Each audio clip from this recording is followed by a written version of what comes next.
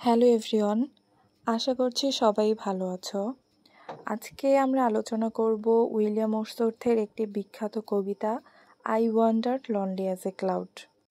শুরুতেই আমরা কবিতাটির ব্যাকগ্রাউন্ড সম্পর্কে জেনে নিব।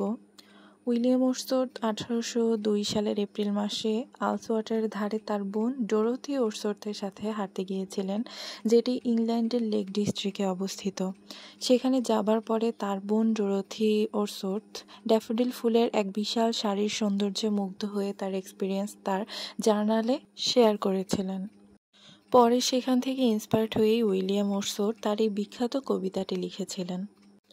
কবিতাটি লেখা হয়েছিল 1804 সালে, পরে পাবলিশড করা হয়েছিল 1807 সালে, এরপরে আবার রিভাইজড হয়ে এটি পাবলিশড করা হয় 1815 সালে।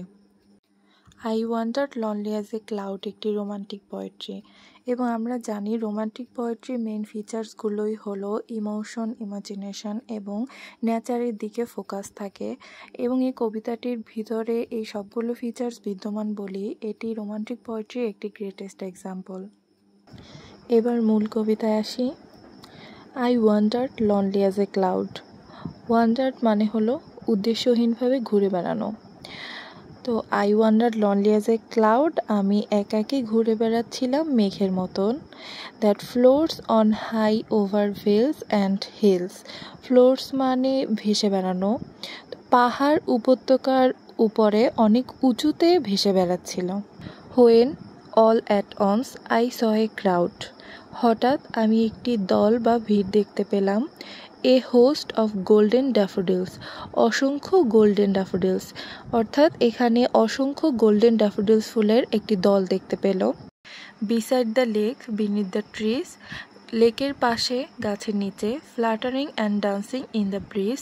দোল খাচ্ছিল বা উঠছিল এবং নাচছিল বাতাসের মধ্য দিয়ে।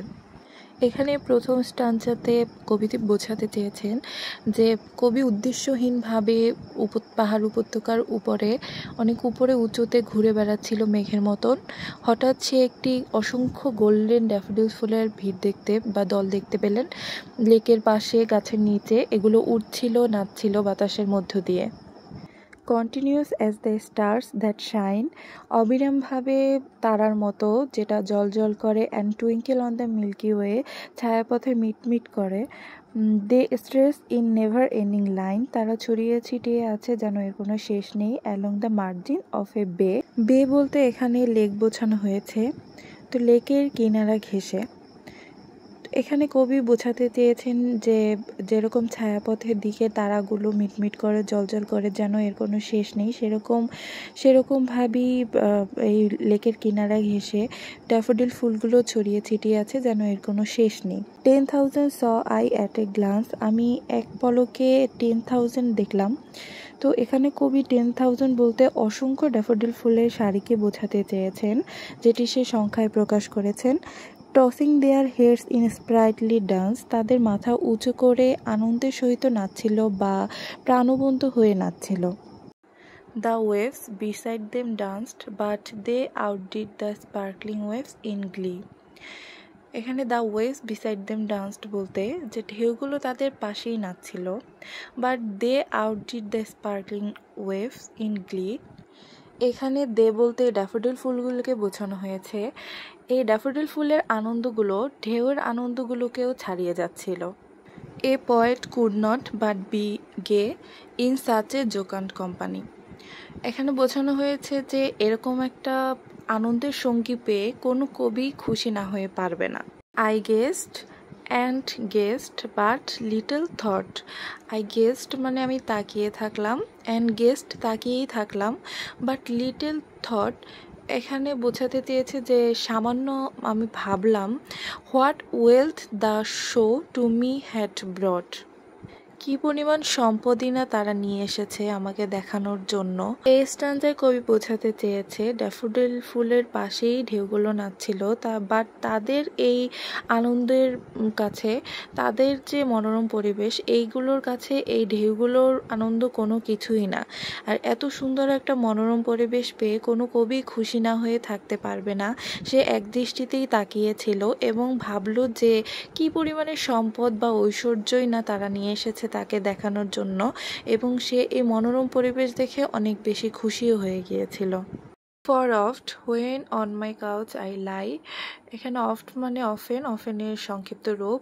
তো প্রায় when on my couch I lie, আমি যখন বিশ্রাম নেওয়ার উদ্দেশ্যে অথবা আমার শয়নকক্ষে শুয়ে থাকি, in vacant or in pensive mode, নির্জনে অথবা আমার বিষণ্ণ মোড নিয়ে যখন শুয়ে থাকি, দে ফ্লাশ আপন দ্যাট ইনওয়ার্ড আই, এখানে দে মানে ড্যাফোডিল ফুলগুলো। তো এই ড্যাফোডিল ফুলের সৌন্দর্য তার অভ্যন্তরীণ চোখে ভেসে ওঠে। Which is the bliss of solitude, solitude মানে হচ্ছে একাকিত্ব, যেটা সে একাকিত্বের আশীর্বাদ হিসেবে বিবেচনা করেছে। এখানে যে ড্যাফোডিল ফুলের সৌন্দর্য তার অভ্যন্তরীণ চোখে ভেসে ওঠে, এটা তার কাছে একাকিত্বের আশীর্বাদ। And then my heart with pleasure fills and dances with the daffodils, এখানে কবি বলেছেন যে এরপরে আমার হৃদয় আনন্দে পরিপূর্ণ হয়ে যায় এবং ড্যাফোডিল ফুলের সাথেই নেচে ওঠে।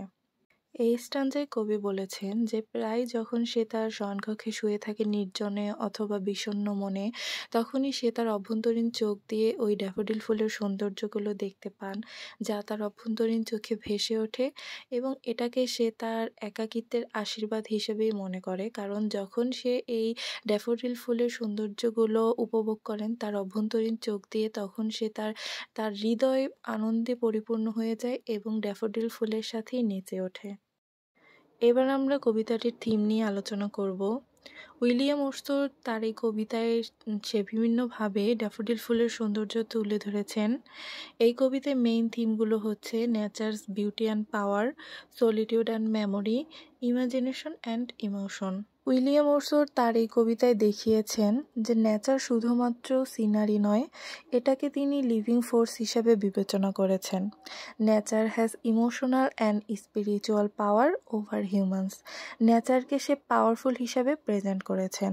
এরপরে সে বোঝাতে চেয়েছেন যে নির্জন থাকলে বা একাকী থাকলে যখন কেউ তার মেমোরিগুলো তার অভ্যন্তরীণ চোখে ভেসে ওঠে, তখন তার একটি পিসফুল অভিজ্ঞতা হয়। কবি অভ্যন্তরীণ চোখের মাধ্যমে প্রকৃতি বেঁচে থাকে। যেমন সে বলেছে যে যখন সে একাকী তার রুমে শুয়ে থাকে, তখন তার মন বিষণ্ণ থাকলেও যখন তার অভ্যন্তরীণ চোখে ড্যাফোডিল ফুলের সৌন্দর্যগুলো ভেসে ওঠে, তখন তার মন আনন্দে ভরে যায় এবং তার মনও নেচে ওঠে ড্যাফোডিল ফুলের সাথে।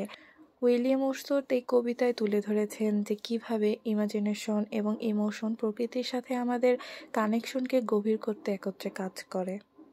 প্রকৃতিকে এত সুন্দরভাবে উপস্থাপন করে বলেই উইলিয়াম ওর্সথোকে পয়েট অফ নেচার বলা হয়। তো এই কবিতায় যা যা গুরুত্বপূর্ণ জানা দরকার তা আমি তুলে ধরার চেষ্টা করেছি। তোমাদের যদি অন্য কোনো কবিতা সম্পর্কে জানার থাকে তাহলে অবশ্যই কমেন্ট করে জানাবে। আল্লাহ হাফেজ।